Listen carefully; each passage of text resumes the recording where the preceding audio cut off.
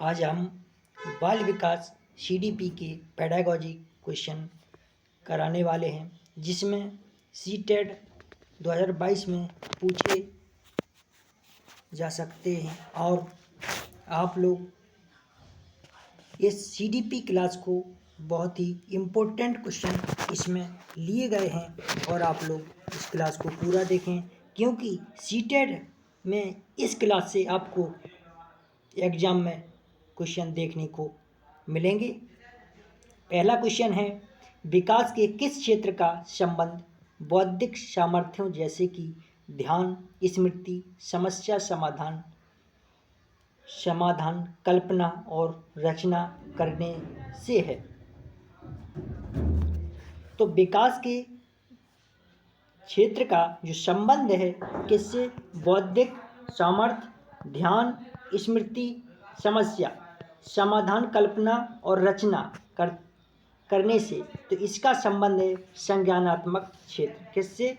संज्ञानात्मक क्षेत्र से। अगला क्वेश्चन,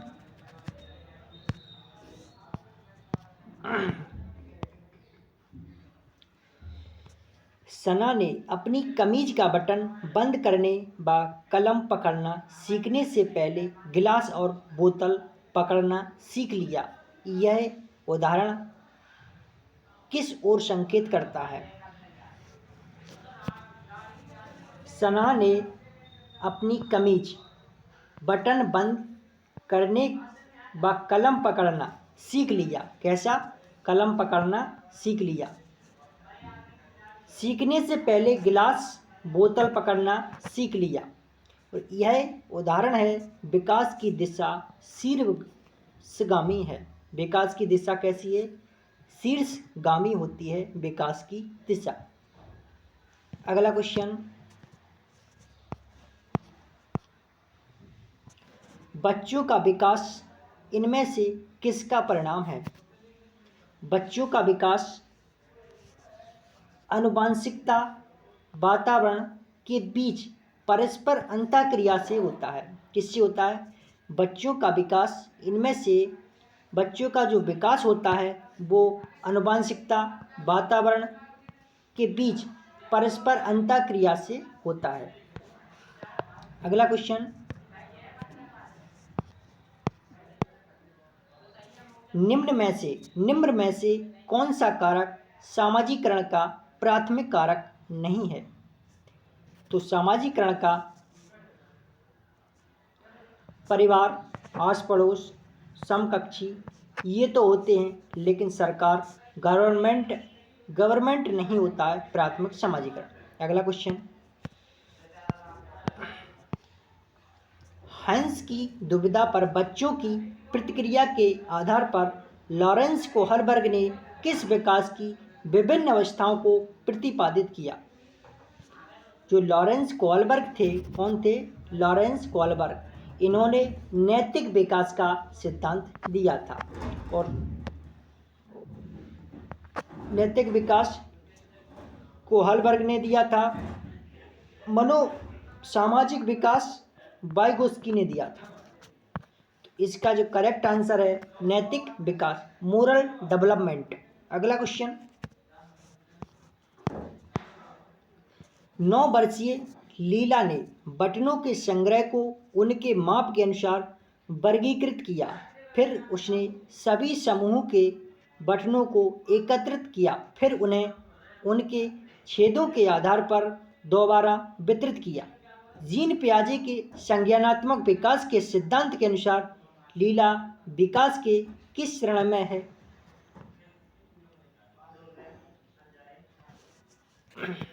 लीला 9 वर्षीय लीला ने बटनों के संग्रह को उनके माप के अनुसार वर्गीकृत किया, फिर उसने सभी समूह के बटनों को एकत्रित किया, फिर उन्हें उनके छेदों के आधार पर दोबारा वितरित किया। जीन पियाजे के संज्ञानात्मक विकास के सिद्धांत के अनुसार लीला का विकास है मूर्त संक्रियात्मक चरण पर। किस पर? मूर्त संक्रियात्मक चरण पर। अगला क्वेश्चन,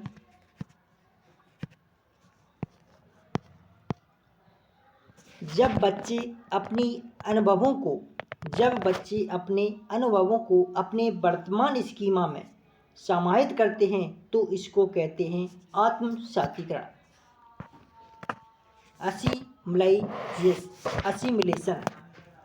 असिमिलेशन कहते हैं इसको। अगला क्वेश्चन, लेव वाइगोत्स्की के संज्ञानात्मक विकास के सिद्धांत को कहा जाता है सामाजिक सांस्कृतिक सिद्धांत, सोशल कल्चरल कहा जाता है। अगला क्वेश्चन, जब कोई अध्यापिका किसी विद्यार्थी को उसके विकास के निकटस्थ क्षेत्र पर पहुंचाने के लिए सहायता को उसके निष्पादन के वर्तमान स्तर के अनुरूप डालती है तो अध्यापिका किस नीति का प्रयोग कर रही है? वह कर रही है अंतरपक्षता का प्रदर्शन। कैसा? अंतरपक्षता का प्रदर्शन। अगला क्वेश्चन,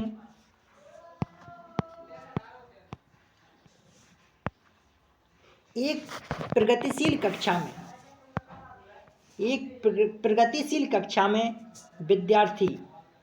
विद्यार्थी अध्ययन में सक्रिय भूमिका निभाते हैं। कैसी?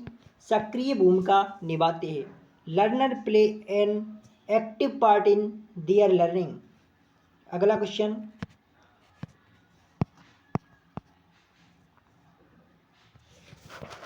बुद्धि कौशल उस कौशल की ओर संकेत करता है जो कि दूसरों के मनोदशाओं, स्वभावों और आशयों को पहचानता है तथा उन पर उपयुक्त प्रतिक्रिया देता है। इसको कहते हैं इंटरपर्सनल, अंतवैयक्तिक। इसको कहते हैं अंतवैयक्तिक। अगला क्वेश्चन, राष्ट्रीय शिक्षा नीति 2020 यह प्रस्ताव रखती है कि प्राथमिक कक्षाओं के बच्चों को उनके घर की या स्थानीय भाषाओं में पढ़ाया जाना चाहिए। कैसा? घर की भाषा हो बालक की या स्थानीय भाषा उसमें पढ़ाया जाना चाहिए। Children in primary grades should be taught in home local language। अगला क्वेश्चन, एक विद्यालय बैडमिंटन प्रतियोगिता के लिए विद्यार्थियों का चयन करते समय लड़कों को प्राथमिकता देता है और संगीत प्रतियोगिता के लिए लड़कियों को प्राथमिकता देता है। यह क्या सूचित करता है? तो यह सूचित करता है जेंडर रूढ़िबद्धता, जेंडर स्टेरियोटाइपिंग इसको कहते हैं, जेंडर रूढ़िबद्धता। अगला क्वेश्चन, सतत और व्यापक मूल्यांकन में इनमें से क्या शामिल है? सतत और व्यापक मूल्यांकन में इनमें से क्या शामिल है? मूल्यांकन के मापदंडों और उपकरणों की योजना बनाना, शिक्षक द्वारा सावधानीपूर्वक रिकॉर्ड अभिलेख को तैयार करना, शिक्षण बच्चों का समय समय पर परीक्षण करना एवं उनको श्रेणीबद्ध करना, शिक्षण को अधिगम प्रक्रिया के साथ एकीकृत करना। तो आंसर इसका पहला, दूसरा, चौथा। अगला क्वेश्चन, राष्ट्रीय शिक्षा नीति 2020 के अनुसार आकलन के लिए अंतर्निहित सिद्धांत क्या होना चाहिए? तो राष्ट्रीय शिक्षा नीति 2020 के अनुसार आकलन का उद्देश्य होना चाहिए या अंतर्निहित सिद्धांत होना चाहिए सभी विद्यार्थियों के लिए उनका सीखने और विकास का अनुकूलन करना। अगला क्वेश्चन, भारतीय संसद ने दिव्यांग व्यक्तियों के लिए निम्नलिखित में से कौन सा कानून हाल ही में पारित किया गया है? निःशक्त व्यक्ति समान अवसर अधिकार संरक्षण और पूर्ण भागीदारी अधिनियम। ये हैं personal with disability equal opportunity protection of rights participation act. अगला क्वेश्चन, निम्नलिखित में से कौन सा कथन प्राथमिक शिक्षा में समावेश की भावना का सटीक रूप से वर्णन करता है? क्या करता है? निम्नलिखित में से कौन सा कथन प्राथमिक शिक्षा में समावेश की भावना का सटीक रूप से वर्णन करता है? शिक्षक सांस्कृतिक रूप से उत्तरदायी शिक्षा शास्त्र का प्रयोग करता है। अगला क्वेश्चन, निम्नलिखित में से कौन सी विशेषताओं का समूह प्रतिभाशाली छात्रों को परिभाषित करता है? तो शीघ्रता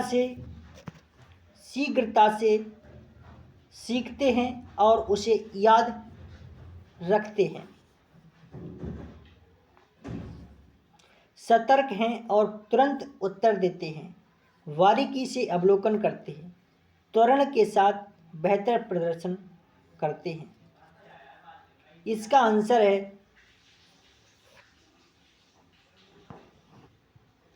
पहला, दूसरा, तीसरा। अगला क्वेश्चन, निम्नलिखित में से कौन सी शैक्षणिक प्रणाली अत्यधिक दृष्टिबाधिता से जूझते हुए विद्यार्थियों के समावेशन हेतु प्रभावशाली नहीं है? दृश्यात्मक प्रस्तुतिकरण देने के लिए कंप्यूटर का उपयोग। अगला क्वेश्चन,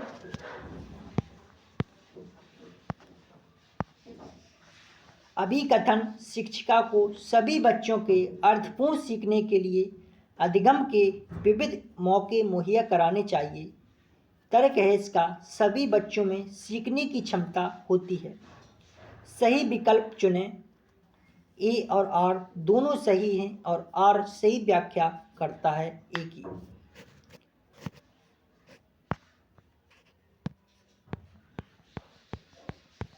अगला क्वेश्चन,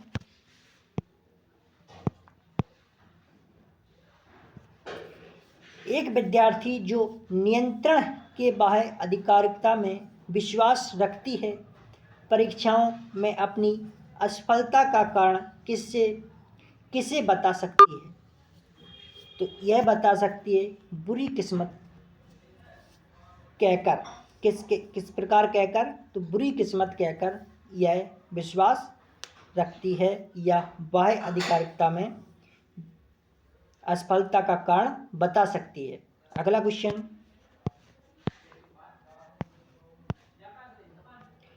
प्रगतिशील कक्षा में एक प्रभावी वातावरण का निर्माण करते समय निम्नलिखित में से किन बातों को ध्यान में रखना चाहिए?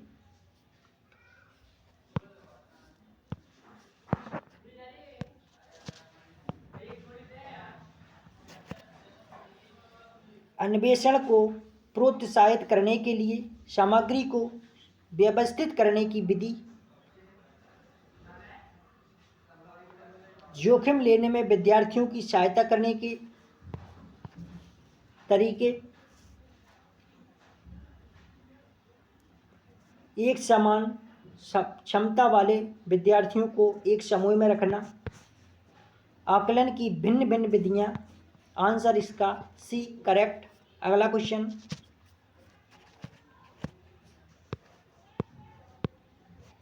निम्नलिखित में से कौन सी एक सहगामी अधिगम युक्ति है? सहगामी अधिगम युक्ति कौन सी है? तो पारस्परिक रूप से प्रश्न।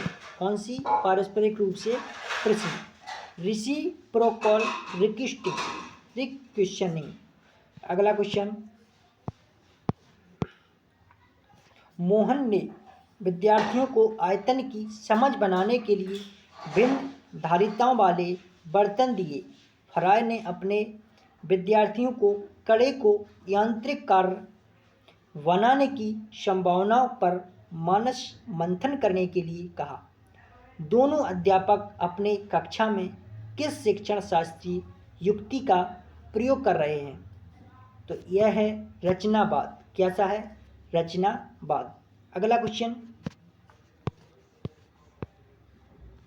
कथन ए, शिक्षा ढांचे में शैक्षणिक अवबोध के अतिरिक्त छात्रों के सामाजिक संवेगात्मक आवश्यकताओं पर ध्यान दिया जाना चाहिए। कारण इसका है संज्ञान में संवेग महत्वपूर्ण भूमिका रखते हैं। इसका आंसर ए और आर दोनों सही हैं और आर सही व्याख्या करता है। अगला क्वेश्चन, शैक्षणिक कार्यों में बच्चों द्वारा की गई त्रुटियों को समझना निम्न में से क्या है? तो शिक्षण के साथ साथ सीखने की प्रक्रिया को समझने के लिए प्रासंगिक है। अगला क्वेश्चन, निम्न में से समालोचनात्मक चिंतन में क्या शामिल है? परासंज्ञान, विश्लेषण, मनन, ये तीनों ही इसमें आते हैं। अगला क्वेश्चन, अनीता जो कि चौथी कक्षा की अध्यापिका है, अपनी कक्षा में एक ऐसी स्थिति का सामना कर रही है जहां कई विद्यार्थी पढ़ाए जा रहे हैं विषय में उकताहट महसूस कर रहे हैं। इस स्थिति में उसे क्या करना चाहिए?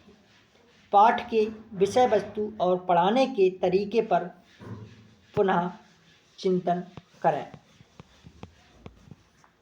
अगला क्वेश्चन, किसी अध्यापक को अपने विद्यार्थियों को किसी कार्य के लिए आंतरिक रूप से प्रेरित करने के लिए क्या कहकर प्रोत्साहित करना चाहिए? इस पर काम करना कितना मज़ेदार है। चलो देखते हैं कि हम इस गतिविधि से क्या क्या सीख सकते हैं। अगला क्वेश्चन, सीखने की गति है व्यक्तिगत और पर्यावरणीय कारकों की पारस्परिक क्रिया पर निर्भर होती है। किस पर? व्यक्तिगत और पर्यावरणीय कारकों की पारस्परिक क्रिया पर निर्भर होती है। तो आप लोग अनुष्का एकेडमी यूट्यूब चैनल उसको सब्सक्राइब करें। Anushka academy Gwalior YouTube channel को सब्सक्राइब, लाइक और शेयर करें। यहाँ पर सभी टीचिंग एग्जामों की निःशुल्क तैयारी कराई जाती है। अनुष्का एकेडमी ग्वालियर। अगली क्लास में फिर मिलते हैं, तब तक के लिए धन्यवाद।